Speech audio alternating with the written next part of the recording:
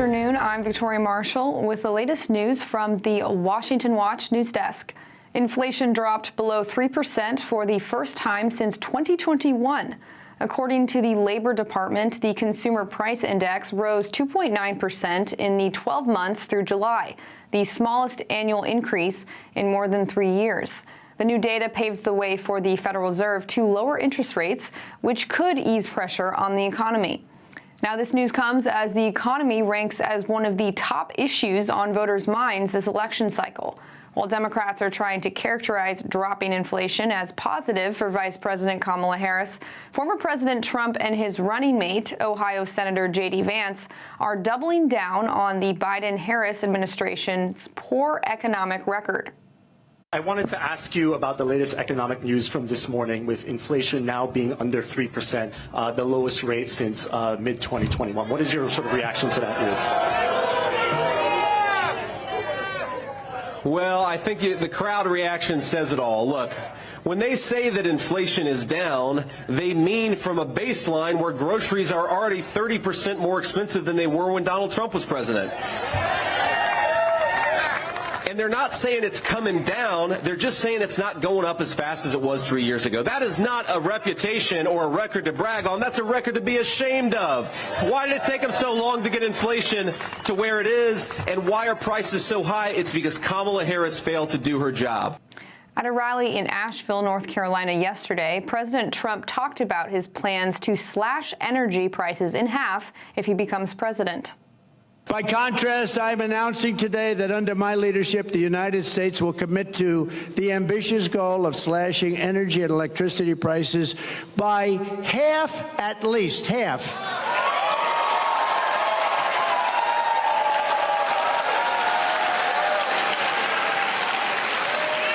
We intend to slash prices by half within 12 months, at a maximum 18 months. And if it doesn't work out, you'll say, oh, well, I voted for him. I still got him down a lot, but we're looking to do it. We're looking to cut him in half, and we think we'll be able to do better. And every single thing that I promised, I produced, every single thing. So we think your energy bills will be down by 50 to 70%. How good would that be for a thing called inflation? How good would that be?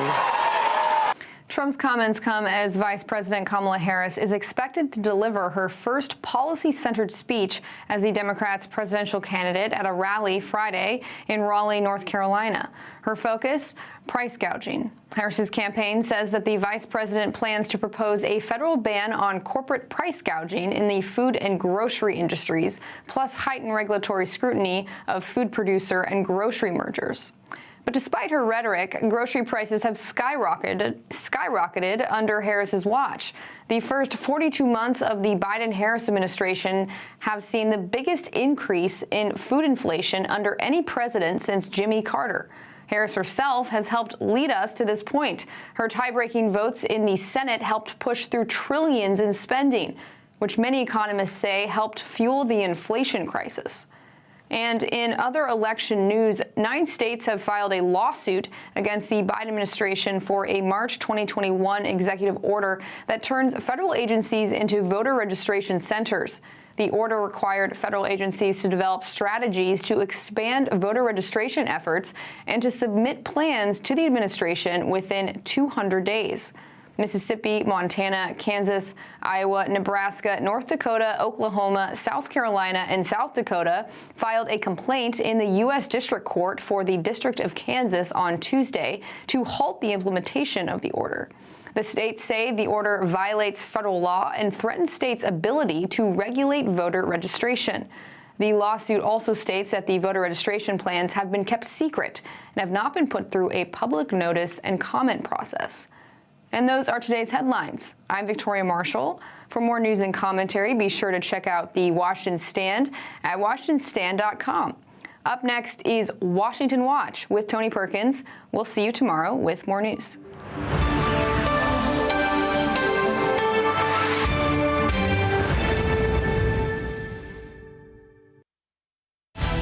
from the heart of our nation's capital in Washington, D.C., bringing compelling interviews, insightful analysis, taking you beyond the headlines and sound bites into conversations with our nation's leaders and newsmakers, all from a biblical worldview.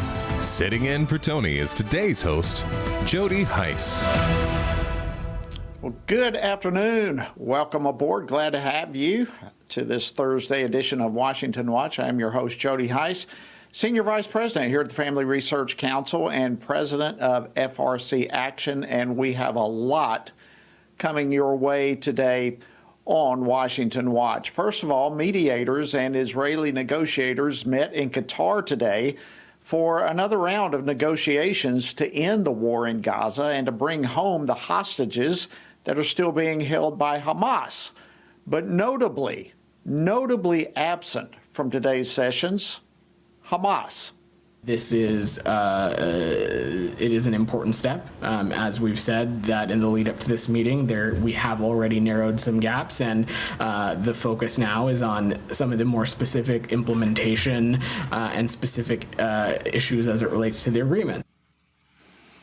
Well, that was Principal Deputy Spokesperson Vedant Patel earlier today, trying the best he could to spin the negotiations after Hamas failed to participate.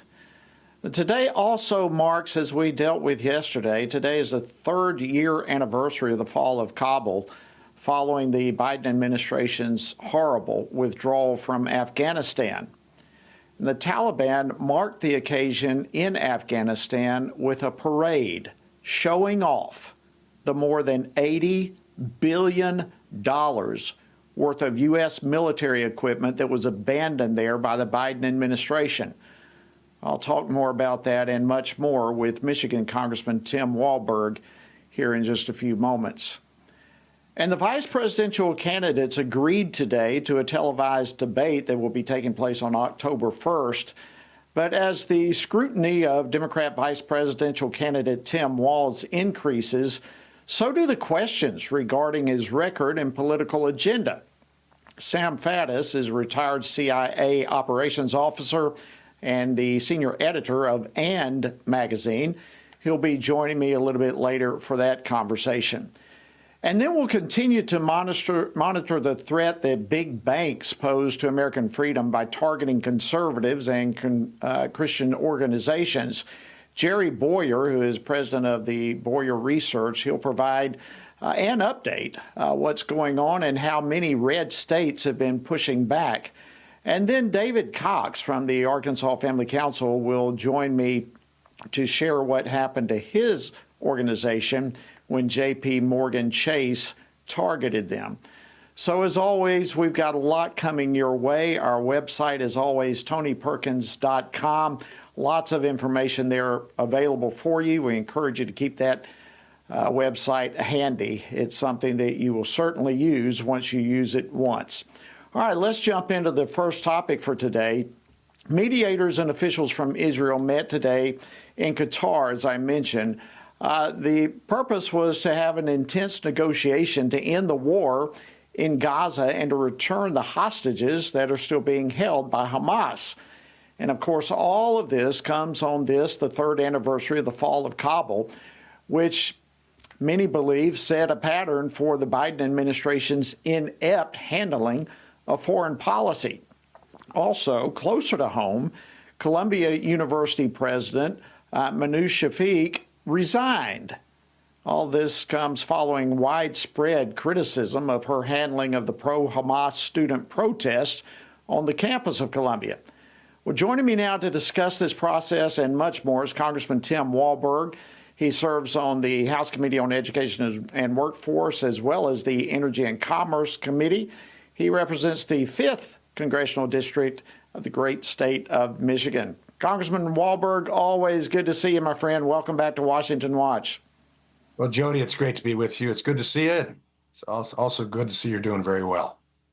Well, thank you so much. And likewise, listen, we've got a lot to discuss here, Congressman. It's kind of like, where in the world do you begin? But before we get to the latest news, let's start with this. As you are well aware, today is the third anniversary of the fall of Kabul. All of this happening on President Biden's watch. Is it fair? Is it fair, in your opinion, for people such as myself even to draw the timeline that this withdrawal, the disastrous withdrawal that it was, actually has set a pattern, if you will, of foreign policy of this current administration? Oh, absolutely. I'll never forget, I was in Ukraine from Lviv to Kyiv to Odessa over the Orthodox Easter, right after, pretty much after the start of the war. And after the fall of Kabul and our terrible, horrific, as well as embarrassing withdrawal from Afghanistan, leaving American citizens there, as well as supportive Afghanis who had stood strongly with us and with our troops, leaving there, in some cases, to die. And when I was in Kyiv, talking with military soldiers of Ukrainian army, they brought that up. They brought that up as a concern of how it was perceived in the world and what the strength of the United States would be. And at that time, we were negotiating in support against Russia and for Ukraine. I think we've seen it go on with Iran. I think we've seen it go on with China. All who saw the weakness of our country and its policy as lived out when a withdrawal was expected, when President Trump had planned for it, had negotiated the means by which the Taliban would respect our withdrawal, that we would keep forces there, that we would hold the airfield, and that we would have eyes on the ground still in that region. That all changed with the election of the present president, who immediately after being sworn into office showed a weakness, and it blew up full tilt during the Afghan withdrawal. We went out. Yeah, it sure did. Yeah, Congressman, and just to, I guess, put an exclamation point on what you're saying. I don't know if you were able to see the role that we had even while I was talking, but over $80 billion of U.S. military equipment was left there. I remember you and myself and many members of Congress were screaming about this. And I remember General Milley saying, well, it's too expensive to bring all that stuff back. And now our enemies have possession of those pieces of equipment and using it against Israel and us and who knows who else.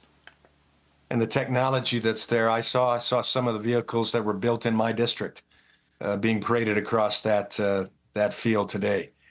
No, this is evidence.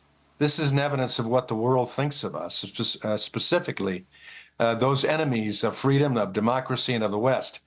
And again, we are the big Satan in the eyes of the radical Muslims, and that begins with Iran, who indeed will foster what goes on with the Taliban and others against the United States. And this has to change in our elections soon to take place.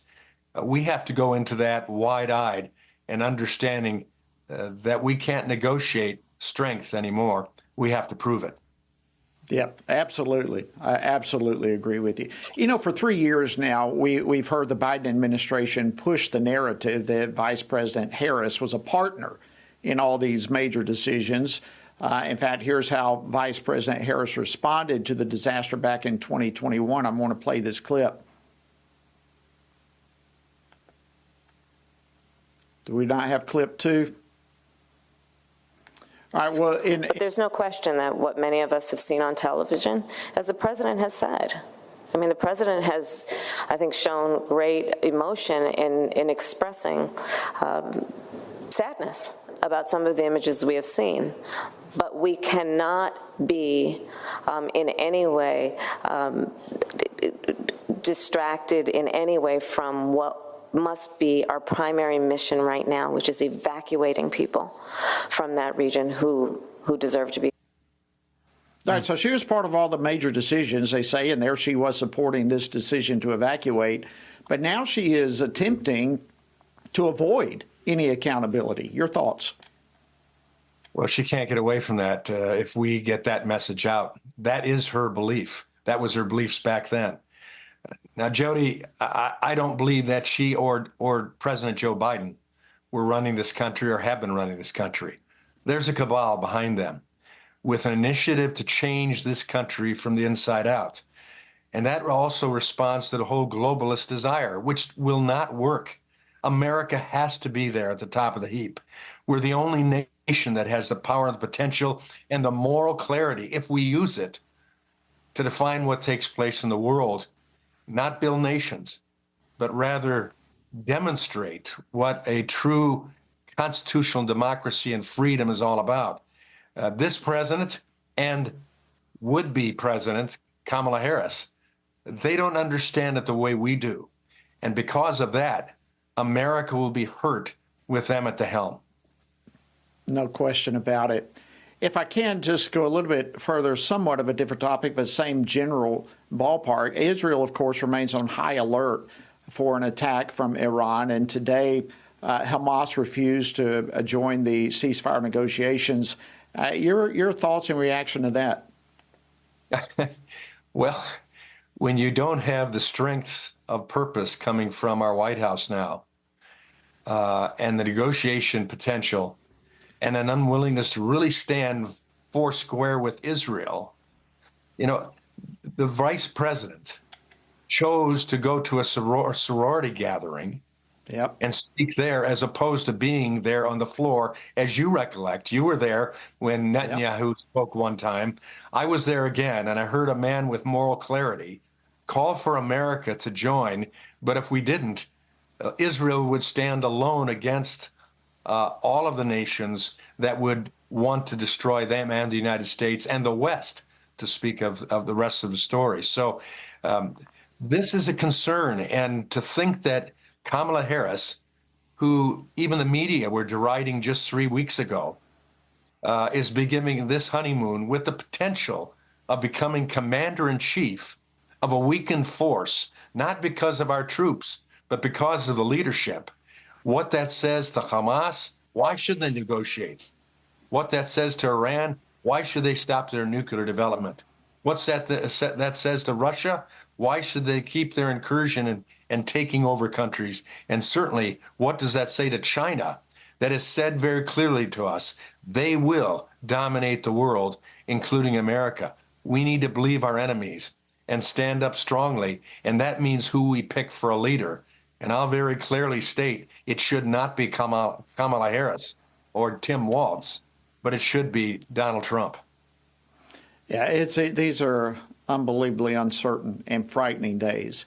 And this is the time to, what we say around here all the time, Congressman, is to pray, to vote, and to stand. And all that takes place at the ballot box.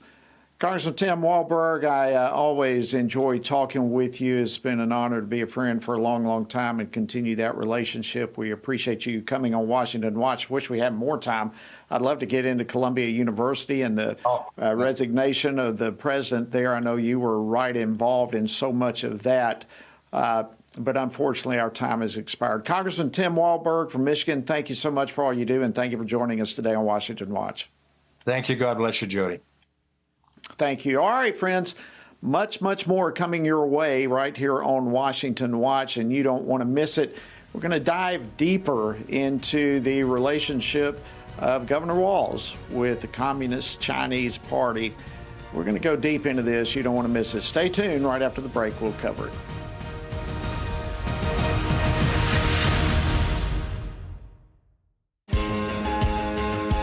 Download the new Stand Firm app for Apple and Android phones today and join a wonderful community of fellow believers. We've created a special place for you to access news from a biblical perspective, read and listen to daily devotionals, pray for current events, and more. Share the Stand Firm app with your friends, family, and church members, and stand firm everywhere you go. Hello, I'm Jody Heiss, president of FRC Action. Here in America, we thank God for the right to vote, and we can all agree on the importance of this upcoming election. Many of us want to support candidates who share our values, but we're not comfortable supporting the big national political organizations. Well, we have a solution for supporting candidates through FRC Action's Faith, Family, and Freedom Fund. Being a super PAC, It allows for unlimited individual and corporate donations, so we can endorse and fund campaigns for people who share our values. By giving to this fund, we're able to pull all of our contributions together and support and endorse like-minded candidates. That's how we move the needle. So let's be the best stewards possible and get the most out of our political contributions by uniting our efforts. For more information or to contribute, visit faithfamilyfreedomfund.org. Thank you so much, and God bless you.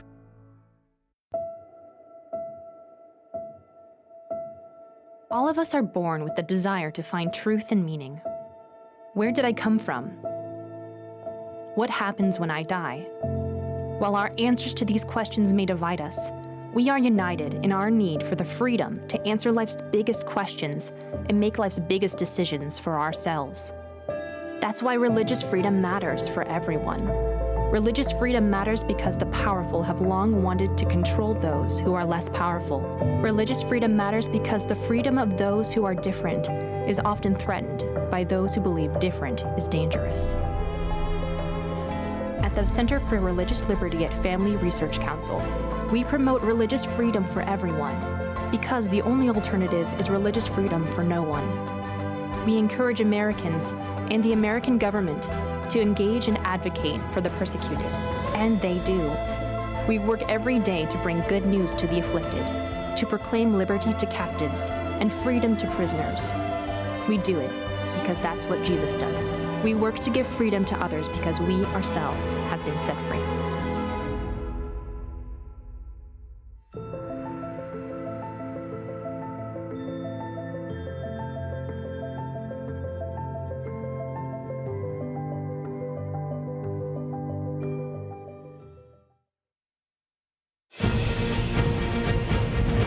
Good afternoon. Welcome back to Washington Watch. Good to have you. I'm Jody Heiss, your host. All right, as we have seen the past several days, no doubt, the Democrat/legacy media, and I put it that way intentionally, that media machine has been pulling out all the stops to somehow try to portray Governor and Democratic vice presidential candidate Tim Walz as some sort of moderate Midwestern Democrat. But quite frankly, anyone who is even remotely honest, anyone who has a clue of what's going on in the world, knows that he is anything but that. And we want to dive deeper into that and the facade that the media is trying to create of Tim Walz. And joining me now is author Sam Faddis. He is a retired CIA operations officer. He served in the Near East and South Asia. He's also host of Ground Truth. Sam, welcome to Washington Watch. It is indeed an honor to have you. It is a pleasure to be here, sir. Thank you. Well, thanks to you. I want to go back and stress what I said about you. You formerly were with the CIA, operations officer for many years. You literally, I think it's safe to say, ran spies in other countries. And so you know a lot more than any of us on all of this. When it comes to Governor Walz, over the decades of a very cozy relationship with China, from a spycraft type terminology, what are you concerned about? Well, look, I think you are looking at an individual that is completely compromised by the communist Chinese. And, you know, we used to talk about this in terms of the business of recruiting sources and running sources, which was this my central duty at the Central Intelligence Agency. We talk about it in terms of being pulled down a rabbit hole. How far are you compromised? Was he ever fully recruited by Chinese intelligence and taking money from them and run literally as a spy? I don't know.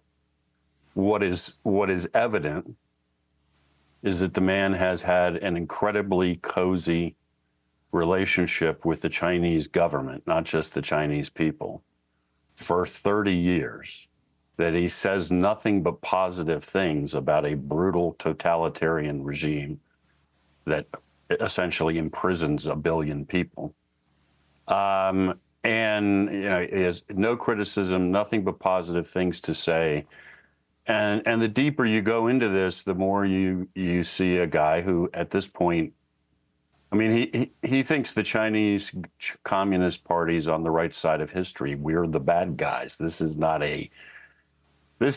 your uncle from Indiana who's a good old-fashioned Midwestern boy. This is, look, when this guy was named as the vice presidential choice of Kamala Harris to be her running mate, the first people that came out and congratulated her and him were the Democratic Socialists of America, a communist party, pro-Chinese party inside the United States. So I think it's pretty clear what you got. Yeah, well, that's sobering even to think about that. There's so much here, Sam, that I'd love to go in with you. And look, by no means am I trying to imply, is he a spy? And I appreciate your answer with that. And I'm not trying to insinuate that in any shape, form, or fashion. But there is a degree of concern. There's no question about this relationship, as you describe it, a cozy relationship. Let me ask you this, in your opinion, is he worthy of having the security clearance that would be required as a vice president? Is that concerning at all to you? No, look, the guy couldn't get a security clearance to work on the loading dock at CIA, right?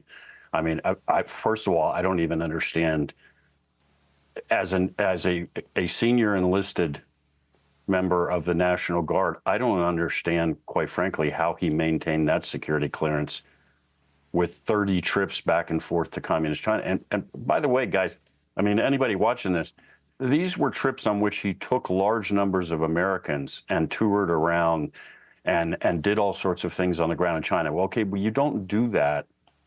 Like, as a private citizen, you just don't load up 60 Americans and go conduct these kind of programs on Chinese soil. You have to have the approval and the cooperation of the Chinese government to do that. It's not a free society, obviously. So that's 30 trips that one way or the other he was doing in cooperation with the Chinese government. Look, when the dude was, when he was inaugurated as governor of Minnesota, the Chinese consulate sent a special representative to congratulate him and stand next to him. Okay, well, if you're a critic of China, that doesn't happen and you don't keep going back and forth to China, right? The only way that happens is because you're saying the things they want you to say. If you're bringing Americans to, and literally dozens and dozens of students to China and touring the country, and they're letting you do it, and in some cases it appears actually funding him to do it, well, we understand as a matter of common sense what that means. You are delivering the message the Chinese Communist Party wants you to deliver. If you were showing up and criticizing their totalitarian regime, you'd find you weren't welcomed back, right? Yeah, good question. And you just brought up, to my knowledge, at least, Walz has never explained where the money came from to finance all these trips. No. We've got just a minute left, and then and I appreciate you staying over the break because I've got some more questions for you. But any idea who paid for these trips? Well, look, as far as I can determine so far, and I always try to be careful and factual and stand on firm ground. His initial trip to China when he taught was done in cooperation with and largely paid for by the Chinese. And at least one of the trips that he did early on also was sponsored by them. I'm in the same place you are. After that, where the money came from for 29 more visits to China remains unclear. But again, he was taking dozens of people. He wasn't paying for this out of his pocket, let's put it that way. Yeah, I mean, even their wedding, their honeymoon over there, I understand there was a huge, like 60 students or whatever. Absolutely. I think Yes. I'm close in the ballpark with that. Yes. Somebody had to pay for that, all of it. All right, Sam Faddis, thank you so much for joining us. Thank you for holding over the break. Friends, don't go anywhere. We're going to continue this discussion with Sam Faddis about Tim Walz's Chinese Communist Party connections. extremely important to know as much as we can about this. Stay tuned. We'll be back. Everything we do begins as an idea. Before there can be acts of courage, there must be the belief that some things are worth sacrificing for. Before there can be marriage, there is the idea that man should not be alone. Before there was freedom, there was the idea that individuals are created equal.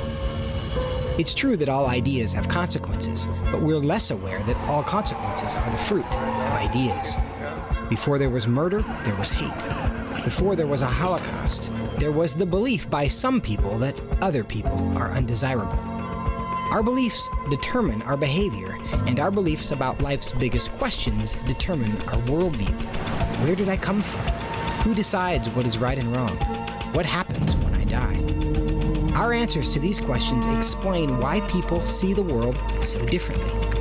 Debates about abortion are really disagreements about where life gets its value. Debates over sexuality and gender and marriage are really disagreements about whether the rules are made by us or for us. What we think of as political debates are often much more than that. They're disagreements about the purpose of our lives and the source of truth. As Christians, our goal must be to think biblically about everything. Our goal is to help you see beyond red and blue, left and right, to see the battle of ideas at the root of it all.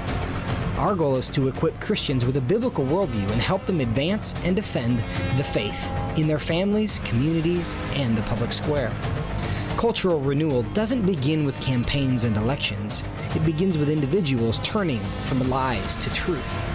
But that won't happen if people can't recognize a lie and don't believe truth exists. We want to help you see the spiritual war behind the political war, the truth claims behind the press release, and the forest from the trees.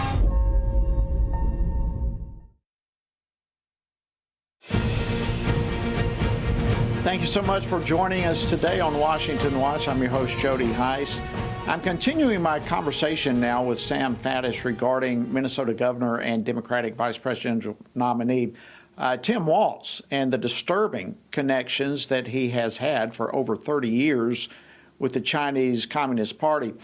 Sam, again, thank you for staying over the break. I really appreciate that. You mentioned a little bit earlier about here's an individual who has said nothing but positive comments about the communist regime. What are some of the specific praises that he has made? If you can kind of take us there into his mind and the type of attitude he has towards the Communist Party of China.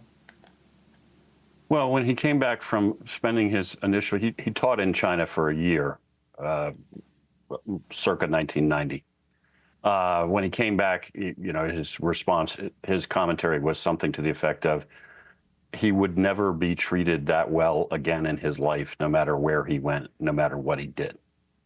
Wow. People that have come out online since who were with him at various points in China describe how he was constantly the guy insisting on other Americans not criticizing the Chinese regime, not criticizing its oppression of people, apparently buying dozens of copies of Mao's Little Red Book to pass out to people. This has been the tenor of his commentary about China forever.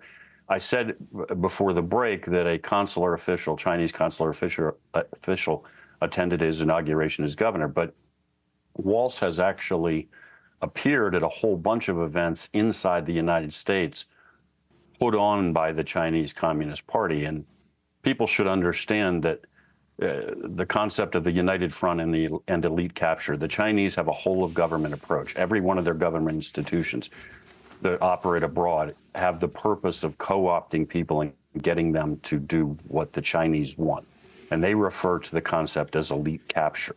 So anybody of significance in a target country, and obviously we would be target number one, a politician, a corporate leader, anybody a government official, anybody they think has pull, they work overtime to co-opt them through a whole host of entities that all are about Chinese, have the labels like Chinese Friendship Association. It's only one objective, just bend these people to the will of the Chinese. Well, Walz has a long history of cooperating with these associations, appearing at their events, and basically singing the praises of a totalitarian regime. So I get it now. He wants to reinvent himself and say he loves the Chinese people, but he was always fighting communism. Well, I'm sorry, there's 30 years of evidence that says the opposite. Yeah. Yeah. So, I mean, coming into home now as governor of Minnesota, his connections with Global Minnesota, to me seems to indicate, and tell me if I'm barking up the right tree, but his relationship with Global Minnesota seems to indicate that his view of allowing a hostile foreign government to literally operate within U.S. borders. Is that correct? Yeah, 100%. So Global Minnesota is this outfit that hosts what the Chinese call, everything's a euphemism. They're Chinese overseas service centers. Well, they're basically police stations for the Chinese state, but police stations in the sense that their job is to hunt down, pressure, in some cases apprehend, and literally drag away to China dissidents. So their purpose around the world is to find the guys who are trying to fight for democracy in China and end that. They do it in a variety of ways. I mean, like I say, some cases they drag them home. In other cases, they just show up with a picture of your grandmother and let you know that grandma, who's still back home, is going to pay the price if you don't shut up. Well, Walz is tied to Global Minnesota, and he's done nothing to shut down that service center that operates in Minnesota. All right, let me try to wrap this up if I can, Sam, and thank you for this incredible conversation and the information you've brought to the table that everyone needs to be aware of. What kind of information would you like to know about Walz's relationship with Communist China that we don't currently know? What would you like to have brought to the table and questions answered? Well, to start with what we talked about a little bit ago, I'd like to address the financial issues. You have had this ongoing enterprise for 3 decades, taking, by this point, hundreds and hundreds of Americans to China. Who paid for that? And how about a list of all of your contacts in the Chinese Communist Party by name and affiliation? Because what you're going to find is there are no clear separation amongst agencies with Communist China. What you're going to find is that some of these guys are flat out intelligence officers. They're Chinese spies. I mean, that's what you're going to find. But the kind of disclosure that you ought, if I was applying for a job and trying to get a security clearance and I'd been going back and forth to China for 30 years, I'd be writing dozens and dozens and dozens of pages of full disclosure. Who, what, where, when, why, money. This guy wants to be a heartbeat away from the presidency. He ought to provide the same. Do you think we'll get that information in the course of the campaign, real quickly? Not a prayer, right? That's the Kamala Harris campaign is all about not divulging anything and creating a false reality. So no. Wow. Sam Faddis, I cannot thank you enough for coming on the program, providing us this very thoughtful and concerning discussion. We appreciate it a great deal. Thank you, sir. Thank you. All right, don't go anywhere. We've got a lot more Washington Watch coming your way right after the break, and we will do so momentarily. Stay tuned. We'll be back.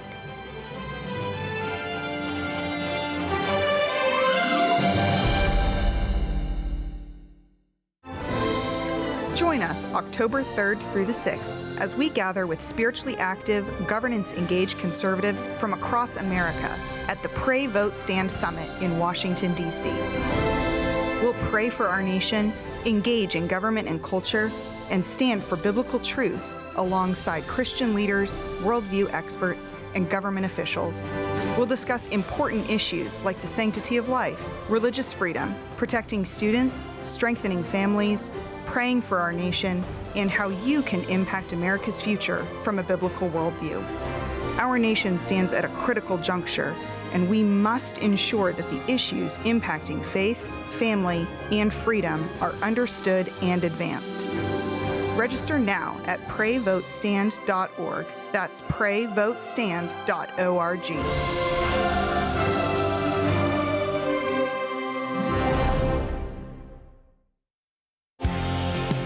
Jesus said in John 15, "These things I've spoken to you, that my joy may remain in you, and that your joy may be full." In 2024, in these divided and uncertain times, how can this be possible? By abiding in Him through His Word. At Family Research Council, we want to help you do that, which is the reason for the Stand on the Word Bible reading plan. In just 10 to 15 minutes each day, you will have read the entire Bible in just 2 years. But more importantly, you will be abiding in Him daily. Find our Bible reading plan at frc.org/Bible.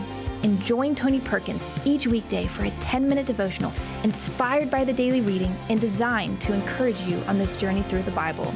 Listen on Apple Podcast, Spotify, and YouTube. And remember, the grass withers and the flower fades, but the word of our God will stand forever. Research has found that there are 59 million American adults who are a lot like you. There are millions of people around the country who are born again, deeply committed to practicing their faith, and believe the Bible is the reliable Word of God. But that's not all. They're also engaged in our government. They're voters. They're more likely to be involved in their community, and they're making a difference in elections. The problem is that a lot of them feel alone too. We want to change that. FRC wants to connect these 59 million Americans to speak the truth together, no matter the cost. If you want to learn more about this group and what it means to be a spiritually active, governance-engaged conservative, or if you want to find out if you are one of these sage cons yourself, join us. Go to frc.org/SAGECON, SageCon, to learn more. That's SAGECON, SageCon, to learn more.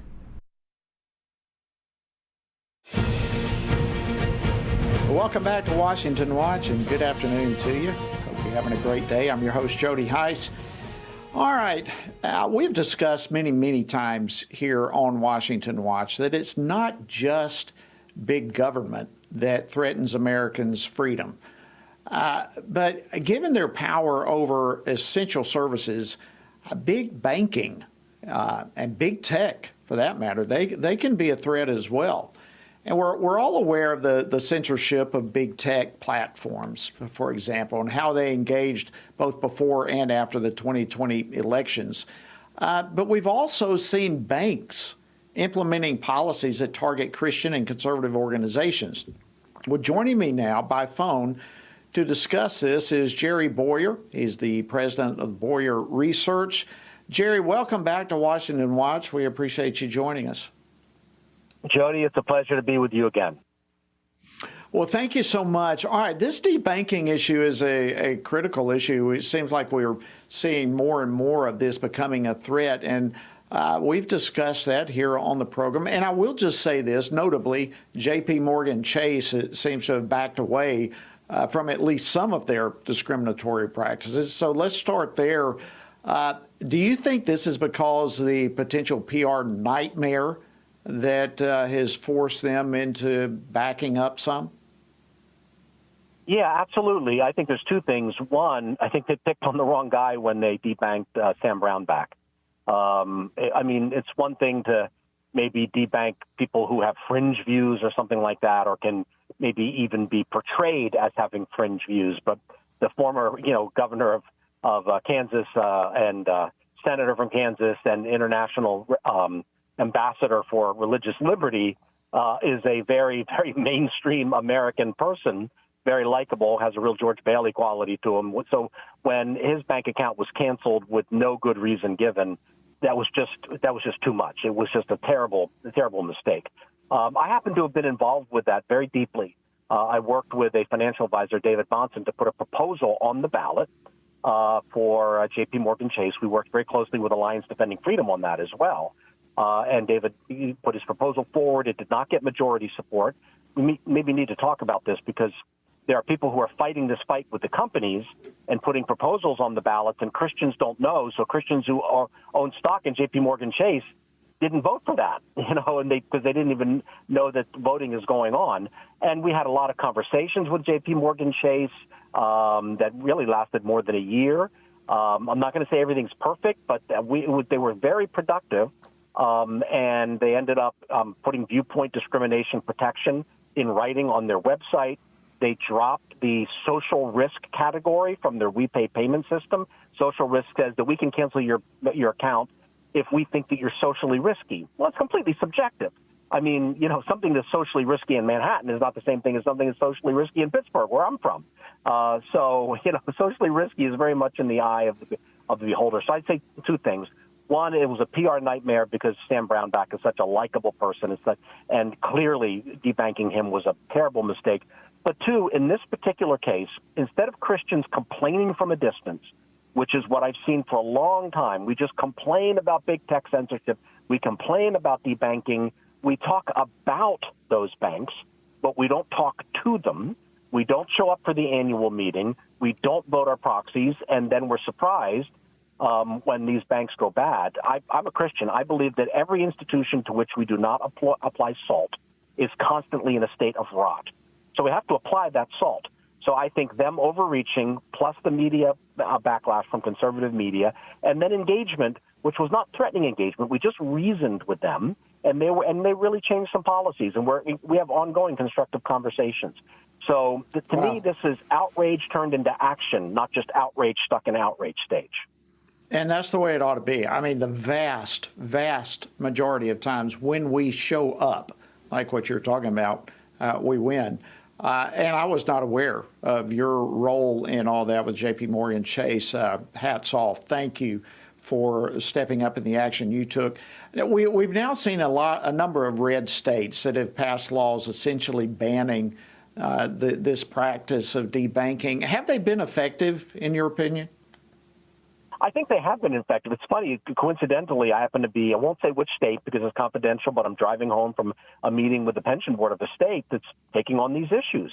So what's happening is red state treasurers and pension boards are beginning to say, wait a minute, this is our money, or it's our beneficiaries' money, and these proxy advisory services or these asset managers like BlackRock are voting with our money, and they're voting against our values and against our interest, including on debanking proposals.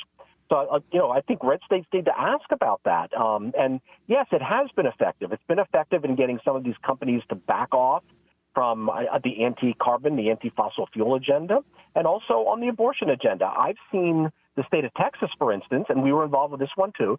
The state of Texas confronted the proxy advisory services, which are the groups that really affect the vote, say, we don't want you pushing abortion anymore. People don't realize this, but activists were putting proposals on ballots of major American companies, pressuring them to divest from pro-life states, which is ridiculous. They're saying it's a business risk to do business in a pro-life state.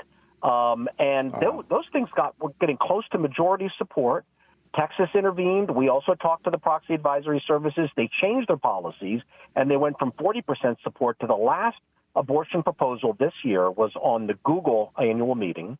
It was a proposal to pressure Google to suppress crisis pregnancy centers in its search engine results. It's terrible, egregious proposal. But here's the good news. It got 7% support. 93% voted against it. 2 years ago, these things were getting 40% support. So again, we talk about the companies, but we don't talk to them. Christians need to start talking to them, and Christians need to start saying, what do I have in my 401k? Who's voting? How did I vote? Same for institutions and red states. How are we voting? Because you know what? If you're an investor, you're voting. Somebody's voting with your money. Absolutely. I can just tell you that you're probably not happy with it, and you need to take back control of that. Absolutely. Jerry, let me ask you a final question here. This obviously is an industry that you monitor closely, one that you have been and continue to be actively engaged in. Are there other threats here that we should be aware of? Yes, there are. I just want to put in a good word for this week. The treasurer of Louisiana announced that they're not going to use not going to use Bank of America anymore because of the debanking. And he's right. We engaged with Bank of America. It was not productive. J.P. Morgan, we had productive conversations. Bank of America made a lot of promises, did nothing. Hats off to Treasurer John Fleming, who said, "Okay, you're going to debank, you're going to debank Christian ministries. we're going to unbank you. You fire us, as you fire people as customers, we're going to fire you. So to your question, what's on the horizon? Anti-food. We're moving, the activist community in corporate boardrooms is moving from anti-energy to anti-food. They believe the only way to get to net zero is to cut food production in half, to move us away from meat, and also just to cut food production in general, and depopulation. I know that sounds crazy. It's like a Bond villain, but nevertheless, they're open about it. So there's a war on agriculture and a war on food that is now being gone into in the corporate boardrooms. We need to fight that one. We let them get ahead of us for years on the fossil fuel fight. We cannot let them get ahead of us on the food fight. Yeah, can you imagine if that fight gets behind us? Jerry Bowyer, thank you so much for coming on and sharing with us both concerning news and encouraging news, all wrapped up together in one. Great job. Thank you for joining us today. All right, as we continue this conversation regarding big banks targeting conservatives and Christian organizations, I want to shift to my next guest, David Cox. He's the Assistant Director of the Arkansas Family Council, and they have a very close and personal experience with this whole issue of debanking. David, welcome to Washington Watch. Good to have you. Thank you. It's good to be here. All right, so let's begin with the story. Explain what happened to your organization. Sure. So, obviously we're a conservative Christian pro-family organization in Little Rock, Arkansas. We've operated since 1989, and we rely entirely on donations from our friends for our funding. So like a lot of organizations, we accept donations via credit card. Our supporters expect to be able to give that way. And in 2019, we began working with a credit card processor called WePay, which was a Chase Bank company, and had no issues, great service, no complaints. And then out of the blue on July 7th, 2021 at 10:29 a.m., I received an email from WePay saying, unfortunately, we can no longer support your business. Best of luck to you. We're closing your account. Very terse email. 60 seconds later at 10:30 a.m., we were no longer able to accept credit card donations online. We didn't get any explanation about what happened. We eventually learned that WePay's trust and safety team had closed our account because they had designated us as a high-risk organization. And we don't know what prompted that designation. We never got an explanation. Fortunately for us, we were able to scramble, and within a matter of hours, we had switched to a different credit card processor who aligned with our values and wasn't going to cancel us without notice. We were able to switch, and we were able to continue operating and accepting donations and working with our friends. It didn't hamper us the way it might have other organizations, but we found it so troubling that such a major financial institution could treat a customer so unprofessionally, to cancel an account like that with virtually no notice and no explanation. And what was especially shocking for me was when I began sharing our story, we found we weren't alone, that there were other organizations with very similar experiences. So I'm afraid we may have been just one of many, but that was our debanking experience that we like to share. That's a powerful story, David, and thank you for sharing that. And you're not alone. That's why this is becoming an issue, and it is specifically seems to be one that is targeting conservatives and Christian organizations. But although you were able to overcome that, it was still very close, was it not? Within just a hair's breadth of being a major threat to the existence of the Family Council. Absolutely. Yeah. I looked at the reports. About 1/3 of our funding comes from donations that we receive online. If an organization loses that ability to process credit card donations electronically, even for a short time, it can be truly devastating. And, again, the fact that your account could be canceled with virtually no notice and no explanation, that's a very shocking reality, something that many people find disturbing. They don't realize that banks have this sort of power over organizations. And they are not in any way required to give you warning beforehand. They can just turn the switch off, so to speak. That's exactly right. I went back and reviewed our customer service agreement, the agreement that we all just check the box that says, oh, I agree, and we hit, apply. I reviewed it and I found that buried in that agreement was fine print that said they could cancel our account for any reason or no reason at all, and that they could do it with virtually no notice. And that was very telling that language was buried in our customer service agreement that we had to sign in order to do business with this banking institution. So would you encourage people when they are signing those and hitting the agree button that's probably not a good idea? There's some wisdom in knowing what it is you're agreeing to. There's always wisdom in reading the fine print. And, what I tell people now is try to find businesses that align with your values. We are seeing progress on the debanking issue with JP Morgan Chase and some others, but it still is good to find businesses that align with your values, that aren't supporting an agenda that you disagree with. And definitely read the fine print. And, if you can, have a backup plan. Ask yourself, what would I do if I no longer had this service available? Because, in our situation, that was a reality for us, that we woke up one day and all of a sudden we were unable to process donations via our website. And we had to scramble and put together a plan. I would not wish that on anybody. No, I wouldn't either. And that is very, very sound advice that you are providing right now. And I hope people pay close attention to that. There has been, fortunately, a growing backlash to these debanking practices. I was just speaking with Jerry Boyer a few moments ago. Louisiana is the most recent to basically push back to Bank of America and say, you're going to do that here, you're no longer going to be doing business here in Louisiana. So all the backlash is great news, but it happened to you at a time where not a whole lot of people were aware that this was taking place. So was it a case of alerting the public to what was going on? How has all the backlash come about? I think what I've seen personally is we were able to share our story with state legislators, and that resulted in legislative action and executive action in Arkansas, where there's been some pushback against the ESG agenda. We've seen state officials take steps to make sure that state money isn't being used to support financial institutions that debank, basically. But, it gave us an opportunity once we started sharing our story. We, as I said, found we were not alone, that there were groups like the Ruth Institute had been debanked. Obviously, Ambassador Brownback had been debanked by, I believe it was Chase Bank. And so as we began to share our stories with one another, I think we were all able together to draw attention to this serious issue.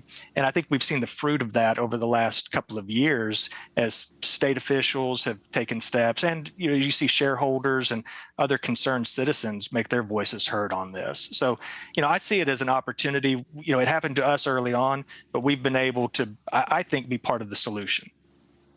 David Cox from the Arkansas Family Council, thank you so much for coming on, sharing your experience and your advice going through this process. God bless you. Y'all do a fantastic job there in Arkansas. Keep it up, and thanks for joining us today.